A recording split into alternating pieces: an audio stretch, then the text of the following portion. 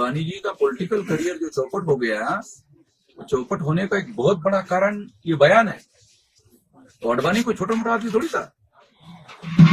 RSS का और कांग्रेस का ईवीएम मशीन के मुद्दे पर समझौता हो गया, उसके तहत अडवाणी का पॉलिटिकल करियर समाप्त हो गया और नरेंद्र मोदी को लाया गया।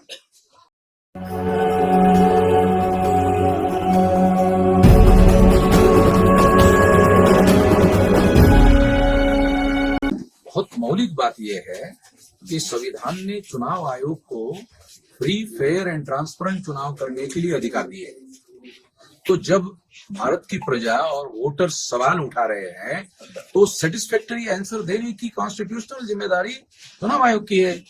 हमने लिखित रूप से कई सवाल उठाए हैं जिसका कोई जवाब चुनाव आयोग दे नहीं रहा है।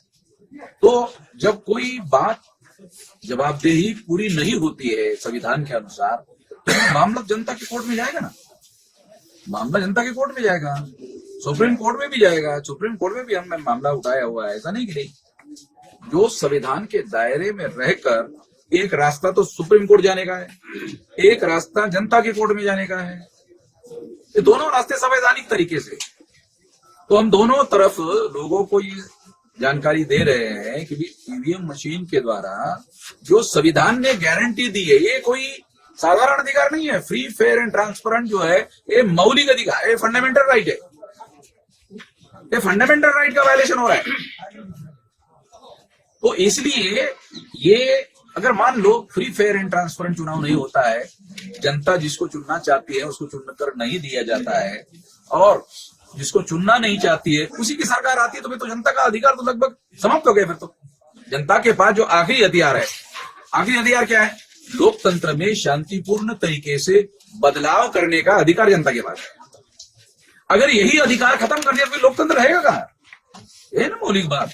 चुनाव आयोग कोई मंत्री क्या प्रधानमंत्री अगर कोई फैसला करता है और उसके बारे में पार्लियामेंट में या पार्लियामेंट के बाहर अगर पत्रकार कोई सवाल उठाते हैं, जवाबदेही बनती कि नहीं बनती?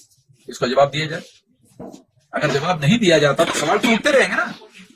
चुनाव आयोग जवाब नहीं दे रहा है ना, चुनाव आयोग बयान दे रहा है, नहीं हम तो फ्री फेयर कर रहे हैं। अरे तो बयान है, तो स्टेटमेंट है, उसके संबंध में जो सवाल उठाए जा रहे हैं उसके जवाब नहीं दे रहे ना। ये तो हमने सवाल उठाए, बहुत सारी बातें उठाई। चुनाव आयोग खुद कहता है कि ये डाटा साल भर रखा जाएगा, इमीडिएटली कर देता है। क्यों?